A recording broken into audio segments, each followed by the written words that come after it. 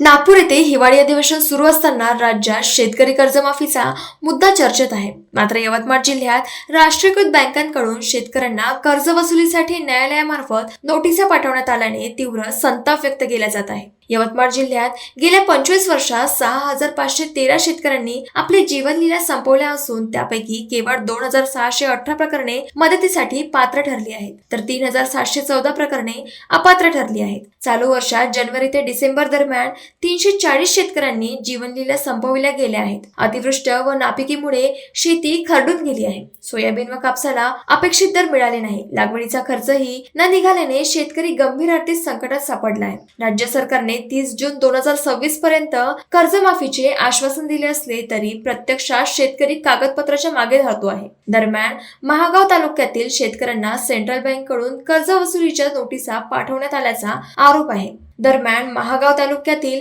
शेतकऱ्यांनी सेंट्रल बँकेकडून कर्ज वसुलीच्या नोटिसा पाठवण्यात आल्याचा आरोप आहे. काही शेतकऱ्यांना फोनवरून दमदाटी केल्याचेही आरोप होत आहेत. सक्तीच्या कर्ज वसुलीमुळे जीवनलीला संपवण्याचे प्रमाण वाढण्याची भीती व्यक्त केली जात आहे. राज्य सरकारने बँकांना सक्तीची वसुली थांबवण्याचे आदेश द्यावेत अशी मागणी शेतकरी करीत आहे. या संदर्भात गोविंदराव देशमुख, मनीष जाधव, अनुप चव्हाण, ज्ञानेश्वर टापरे आदींनी ही माहिती दिली. शेतकऱ्यांना 30 जून पूर्वी कर्जमाफी करण्याचं आश्वासन देत आहे आणि दुसरीकडे बँका शेतकऱ्यांना वसुलीसाठी कोर्टाच्या नोटीस पाठवत आहेत आणि फोन करून दमदाटी करत आहेत कर्ज भरण्यासाठी. ही दुटप्पी दुतोंडी भूमिका शासनाची संशयास्पद असून या ठिकाणी शेतकरी आज मेटाकुटीस आलेला आहे. अतिवृष्टीमुळे सगळं काही खरडून गेलेलं आहे आणि हे वसुलीसाठी एकीकडे तगादा लावणे आणि दुसरीकडे शासन म्हणते की माफ करणे, यामुळे आम्ही सगळं संभ्रमावस्थेत सापडलेलो आहोत. तरी शासनाला विनंती करतो की याबाबत आपली भूमिका स्पष्ट आणि क्लिअर करावी आणि बँकेला तसे आदेश द्यावे की आपण कुठल्याही प्रकारचे अशी दमदाटी करू नये.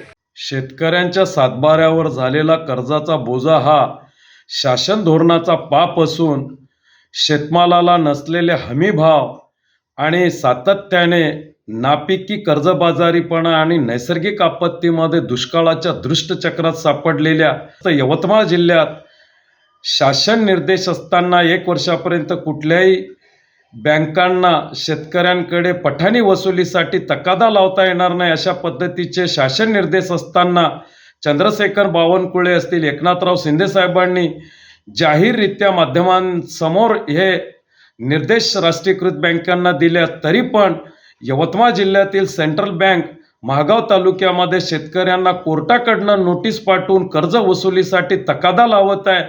हे अत्यंत गंभीर बाब असून शेतकऱ्यांना या बँका प्रवृत्त करत आहे. या संबंधाने राज्य शासनाने आपली भूमिका तात्काळ स्पष्ट करावी.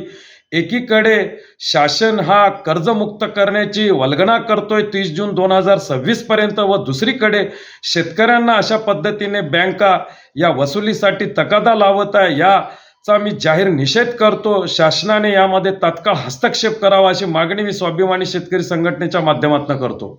महायुती शासनाने विधानसभा निवडणुकीच्या तोंडावर सर्व शेतकऱ्यांना संपूर्ण कर्जमाफी 7/12 कोरा हे जे आश्वासन दिलं, त्या आश्वासनाच्या अनुषंगाने सर्व शेतकऱ्यांनी भरभरून मते देऊन बंपर मतांनी या सरकारला निवडून दिलं.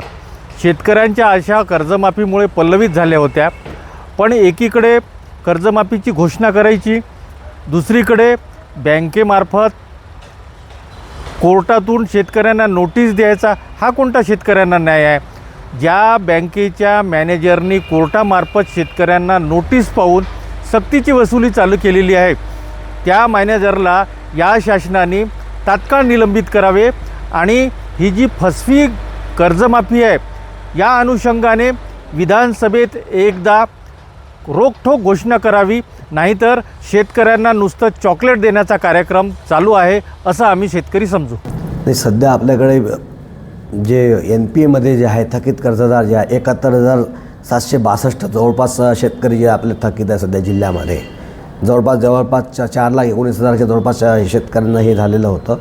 त्याच्यामध्ये 71,762 लोकांचं कर्ज जवळपास थकीत आहे. 1980 करोडचं वगैरे थकीत आहे याच्यामध्ये पूर्ण जिल्ह्यामध्ये.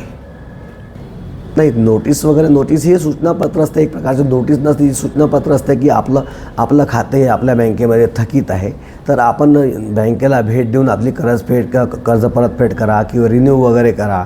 या संबंधात आम्ही एक सूचनापत्र पाठवत असतो. त्याला नोटीस वगैरे हे नाही म्हणतात, आपण सूचनापत्र स्मरणपत्र म्हणून असते ते.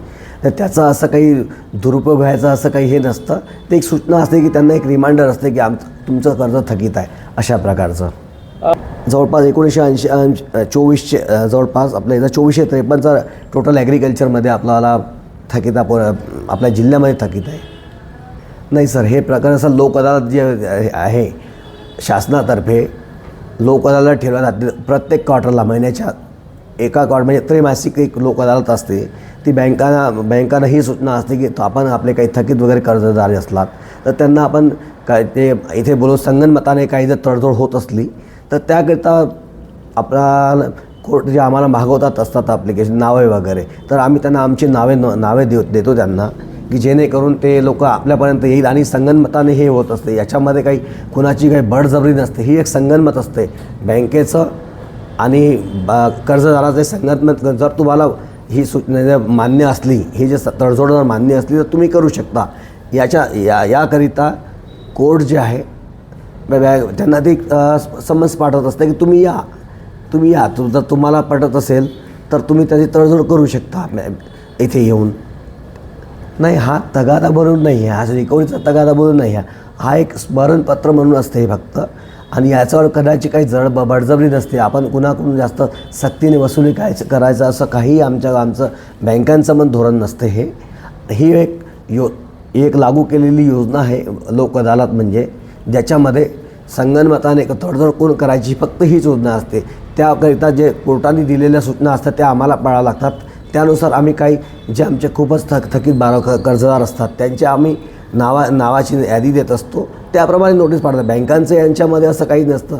ते कोर्ट त्या शेतकऱ्यांना सूचना देत असते, सूचनापत्र देत असते की तुमचं असं आहे तुमच्या बँकेला. जर तुम्हाला मान्य असेल तर तुम्ही या आणि तुमची तडजोड करून घ्या. असे सक्तीची अशी म्हणून काहीच अशी कारवाई नसते याच्यामध्ये.